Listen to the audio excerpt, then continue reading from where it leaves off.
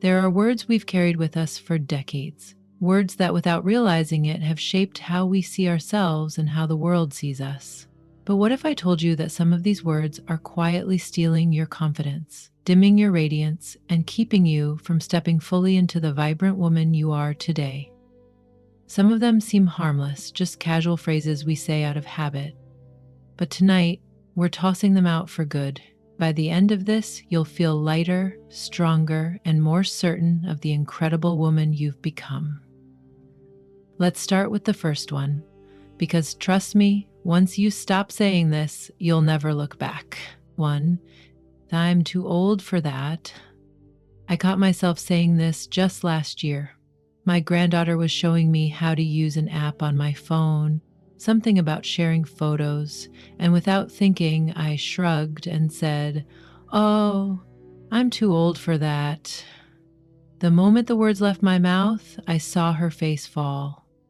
"Grandma," she said, "you're not old. You just haven't learned it yet." And she was right. This phrase sounds innocent enough, but every time we say it, we build a little wall between ourselves and new experiences, whether it's technology, fashion, fitness, or even love. Saying you're too old shuts the door before you even peek inside. So here's what I started saying instead. I haven't tried that yet. A simple swap, but my goodness, what a difference it makes. Suddenly, I'm not too old for anything. I'm just a woman who's always learning. Try it the next time you catch yourself saying, "I'm too old for that." Stop. Say, "I haven't tried that yet." And watch how your world opens up too. I used to be. Let's be honest, we've all said this. I used to be thinner. I used to be more confident. I used to be stylish. As if our best years are behind us. As if the woman we are now is just a shadow of who we were. I remember running into an old friend at the grocery store. We hadn't seen each other in years, and the first thing she said was, "You look good. I mean, we're not what we used to be, right?" She laughed, but I felt it like a punch. Were we really just used to be women now? I don't think so. So I made a decision that day. I would never again define myself by my past. Not my weight, not my career, not my relationships. Because I am not a used to be. I am a still becoming. And so are you. Say it out loud. I am still becoming. Doesn't that feel better? 3. I can't wear that. Who decided that women over 70 had to dress a certain way? Some invisible rule book? Well, I never signed up for it, and neither should you. A few months ago, I stood in front of my closet, staring at a bright red dress I'd bought years ago but never wore. "I can't wear that," I muttered. It was too bold, too young. But then I stopped myself. Who says? Who made these rules? So I put the dress on, walked into my book club, and do you know what happened? Compliments, smiles, energy. Not a single person told me I was too old for red. From that moment on, I banned the words, "I can't wear that," from my vocabulary. If I love it, I wear it. If it makes me feel good, it belongs on my body. No more rules. Now, look in your own closet. What's waiting for you? 4. I don't want to be a burden. This one is tricky because I know where it comes from. We don't want to ask for help. We don't want to take up space. We've spent years caring for others, and the idea of needing something in return can feel uncomfortable. But here's something I wish I had realized sooner. You are not a burden. You are a gift. Last year, I hesitated to ask my daughter for a ride to an appointment. She had work, kids, a million things to juggle. The last thing I wanted was to add to her plate. But when I finally asked, she looked at me, almost hurt, and said, "Mom, why do you always act like you're a problem? I love doing things for you." That moment changed me. I had been so worried about being a burden that I didn't see the truth.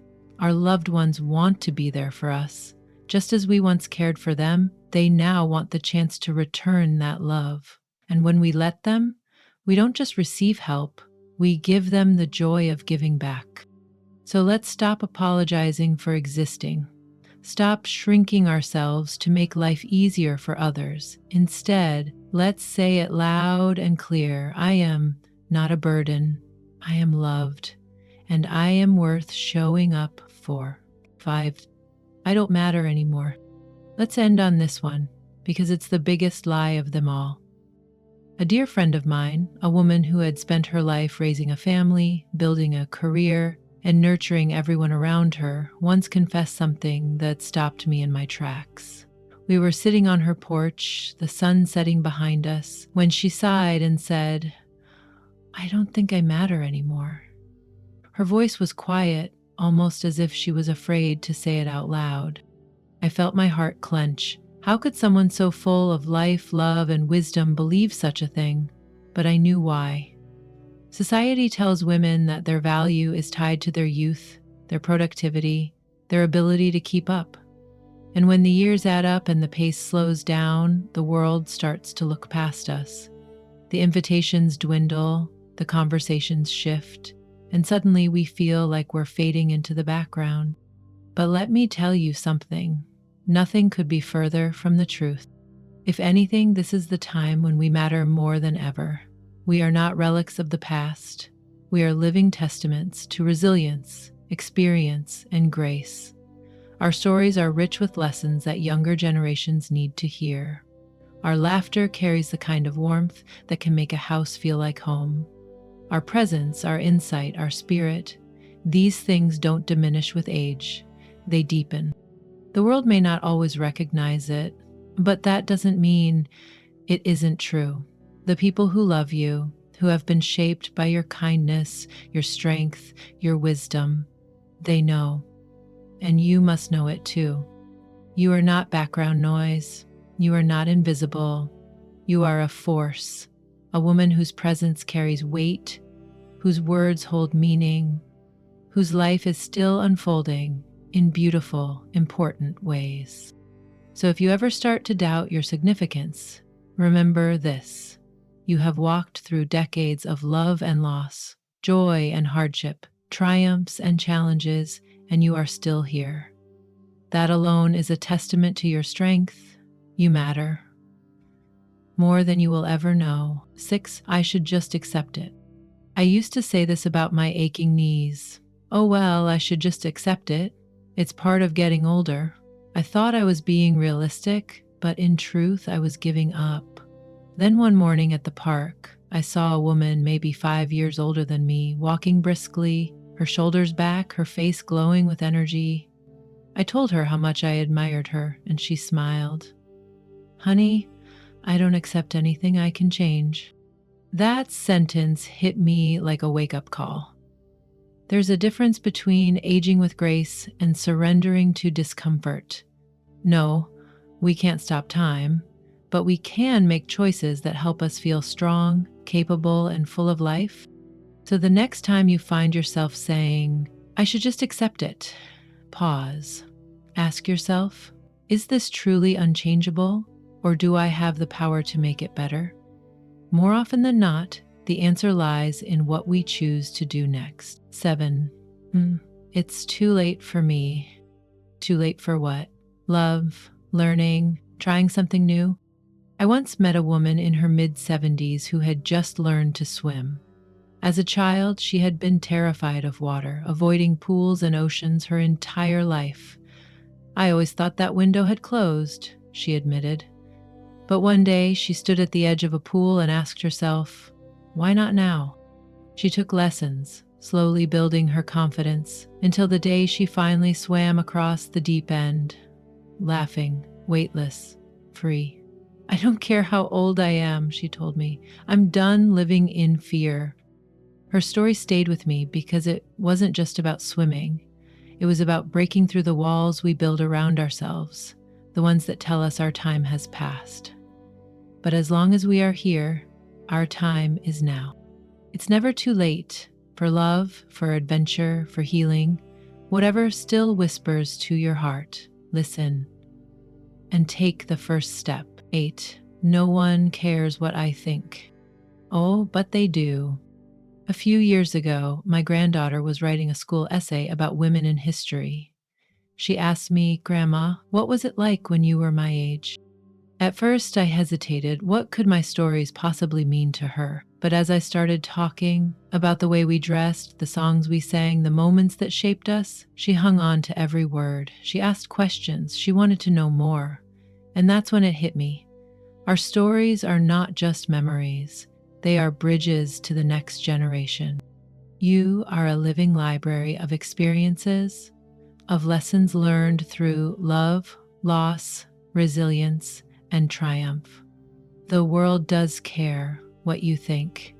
Your children, your grandchildren, even strangers who have yet to hear the wisdom you hold.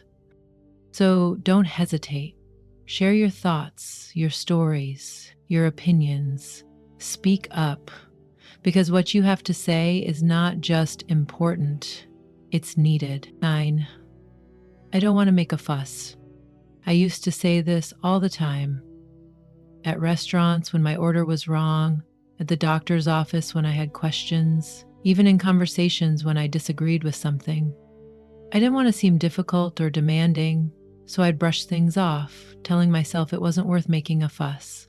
But over time, I realized that staying quiet didn't make me easygoing. It made me invisible. Speaking up for yourself isn't about causing trouble. It's about self-respect. We've spent so many years making sure everyone else is comfortable, smoothing over situations, keeping the peace. But what about our comfort? What about our needs, our voices, our right to be heard? Now, when something matters to me, I say so. I ask the questions. I send the food back if it's wrong. I share my opinions without cushioning them in apologies. Because taking up space, voicing what we need, and expecting to be heard isn't making a fuss. It's standing in our worth. 10. Not beautiful anymore. Let me tell you something. Beauty has nothing to do with the lines on your face or the number on the scale. It's not measured by smooth skin, a tiny waist, or the trends of the moment. Beauty is in your laughter, in the way you carry yourself with grace and confidence, in the wisdom that shines through your eyes. It's in the kindness you show, the resilience you've built, and the life you've lived. I once heard a woman say, "Every wrinkle I have is a love story." And she was right.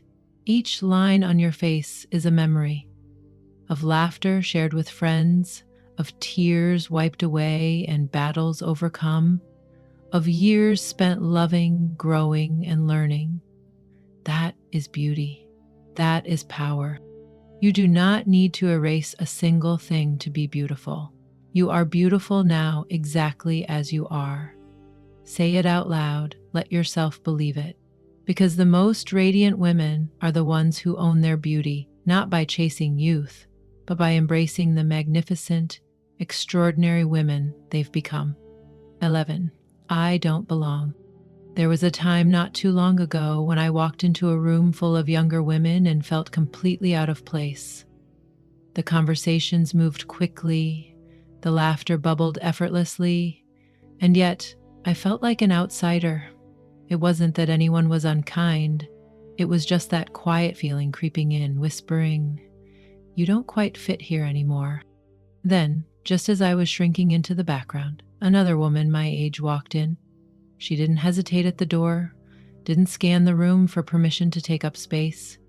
She strolled in, shoulders back, head high, exuding a quiet confidence that made her presence known before she even spoke a word. She wasn't waiting for anyone to make room for her. She simply belonged because she decided she did. That moment changed everything for me. I realized that belonging isn't something handed out like an invitation. It's not something we earn by looking a certain way or acting a certain way. It's something we claim for ourselves. You belong in every space you choose to walk into. Your age doesn't disqualify you. Your presence doesn't need justification. And if you ever start to doubt it, stand a little taller. Lift your chin and remind yourself, I belong here because I say so. 12. It doesn't matter. Oh, but it does. How you feel matters. Your dreams matter. Your presence in this world matters more than you may realize. I remember visiting an old friend, a woman who had once filled her home with music, flowers, and laughter. But that day, she sat quietly, staring at a bare table. I used to love making things special, she sighed. But what's the point anymore? I took her hand and said, You are the point. Society may try to fade us into the background, but that doesn't mean we should let it. Every time you wear something that makes you feel beautiful, celebrate a moment, big or small, or simply smile at your reflection, you are declaring that you matter. So set the table, light the candles, play your favorite music, not for anyone else, but for you, because that's reason enough. But when we stop caring, we stop living. So light the candles, wear the dress, celebrate the little things, because every moment still matters.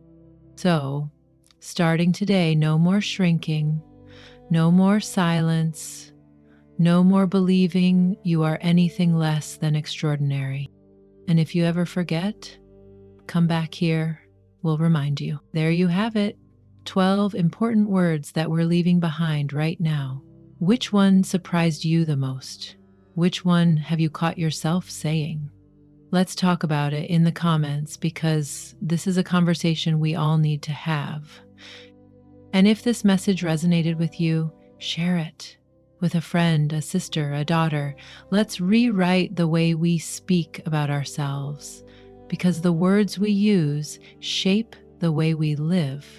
We are too magnificent to live under small words. I'll see you next time. And remember, you are still becoming.